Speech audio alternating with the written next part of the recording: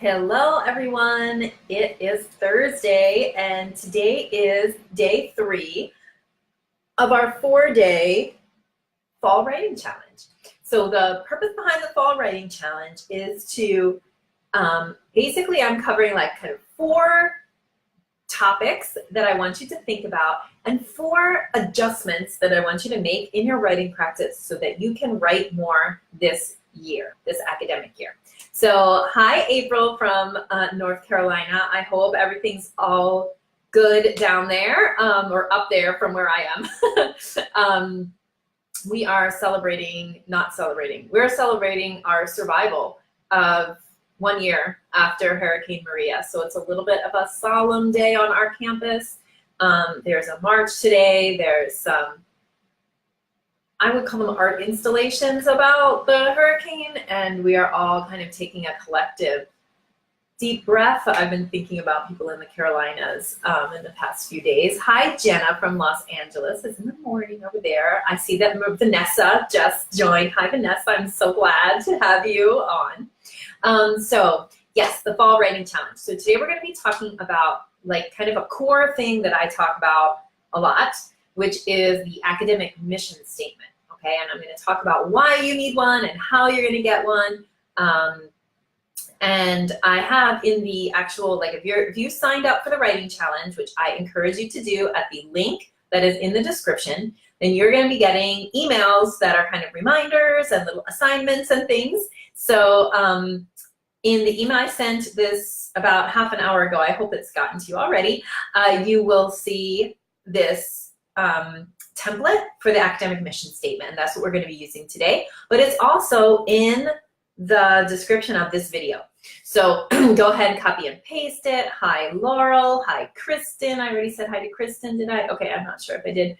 Jenna, Vanessa, hi, everybody who's joining.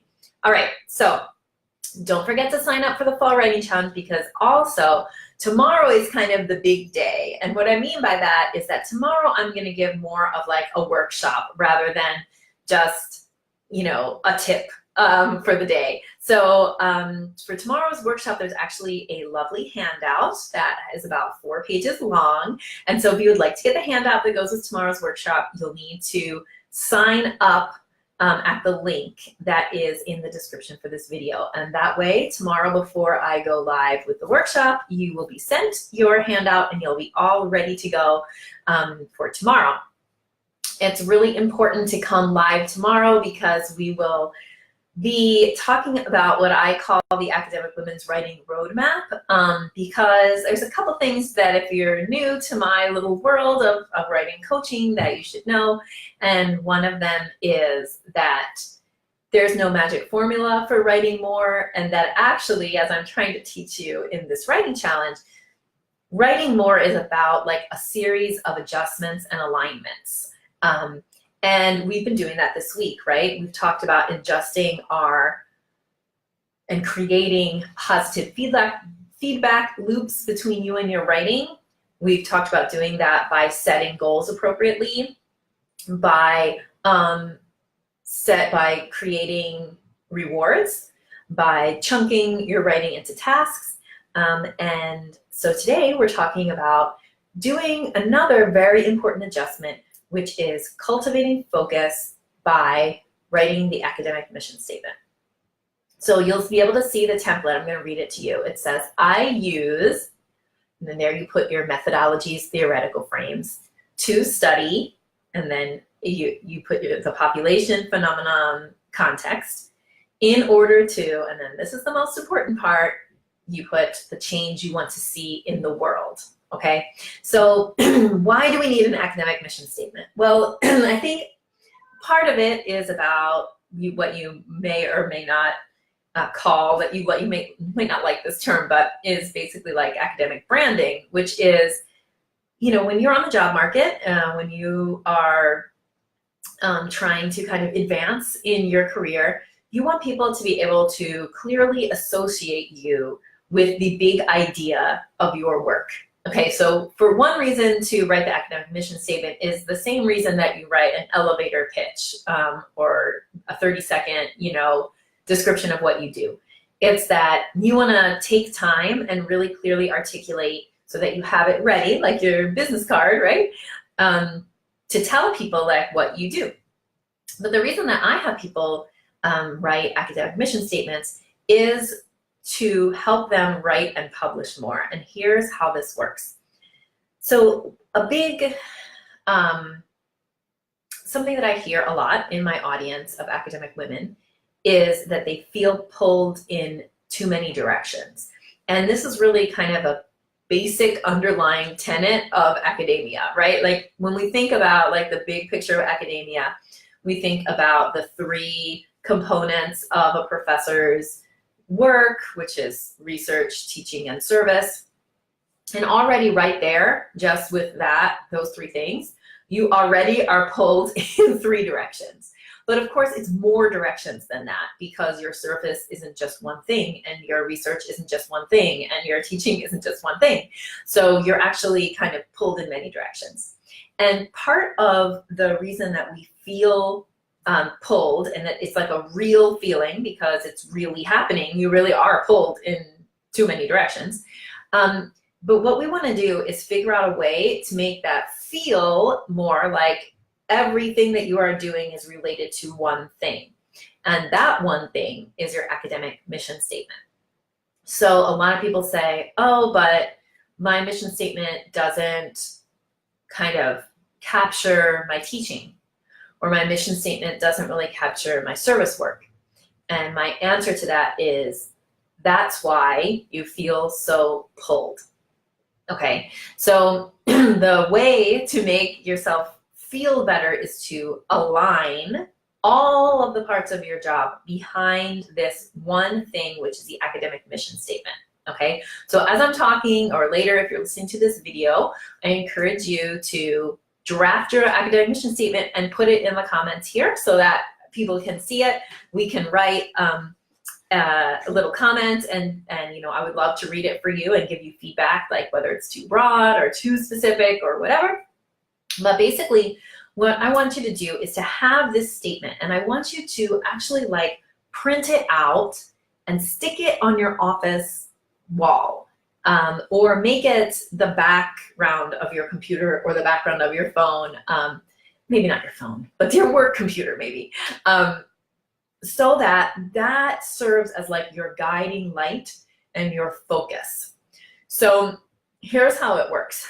If you're saying like, oh, that sounds great, but my research isn't really related to my teaching, then your work to do will be figuring out how you can make your teaching more related to your research. So a lot of times new professors are thrown into like the basic level courses, right? So maybe if you're a biologist, like in your first semester, you might teach a certain, or you might be a specialty, you might have a specialty in a certain area of biology, but you're teaching biology 101 that any student on campus can take, okay? So I want you to think about how can you make your way of teaching biology 101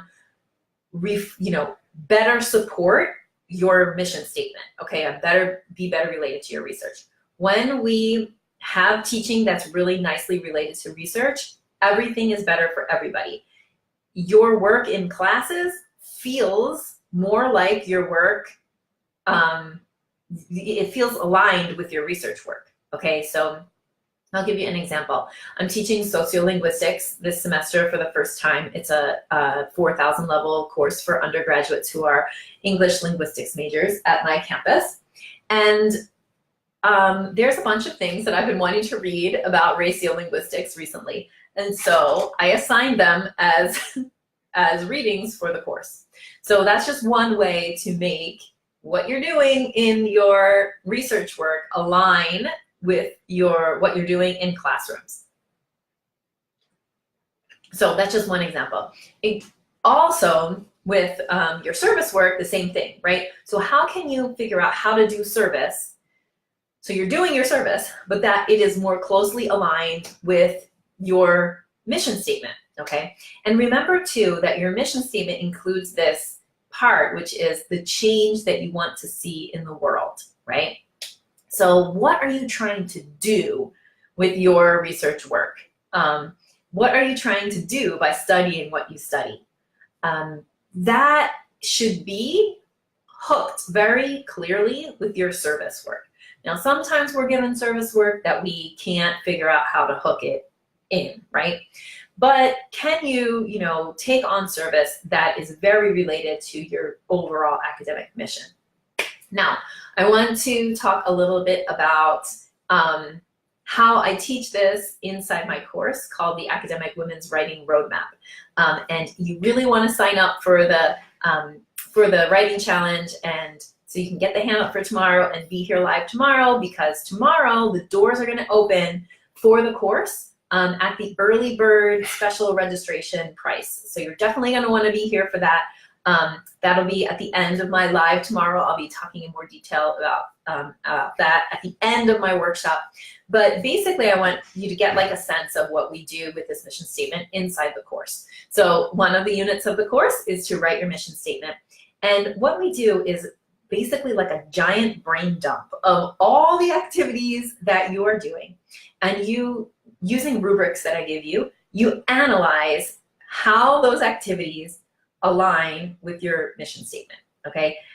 And you analyze how easy would it be for you, and I give you a scale and ways to analyze, to quit one of these activities that isn't in line with your mission statement, okay? So what we do in the Academic Women's Writing Roadmap course is really work systematically to align all the activities you're doing as a professor behind this academic mission statement.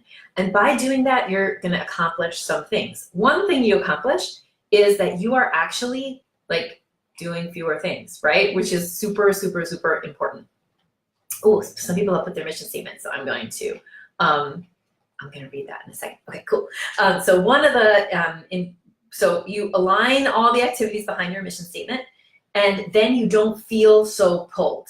Okay, so one of the things we're doing is kind of psychological. Like, we're trying to make sure that our day-to-day life feels like it's all about one thing. Okay, so that's one thing. And then also the other thing you get by quitting stuff is more time, right? And so this is really about prioritizing and being able to get your academic life kind of set up in a way that gets you ready to write. Okay, by giving you more time, by focusing you more so that all of the activities that you do are potentially supportive of your writing, instead of writing being this thing over here and then all these other activities over here. Okay, we want everything to feel like one mission, okay? So I'm gonna challenge you today to write your academic mission statement and to look at your activities, think about the activities that you do as part of your job, and find one that is not aligned with your academic mission statement and commit to quitting that one thing. Now, in the course, we talk about the fact that, it's not that easy to quit stuff sometimes. So I give you lots of strategies to quit. We talk about how, could you quit it with just an email? Do you need to like phase out of it? Like all the different ways that you can kind of stop that obligation for yourself.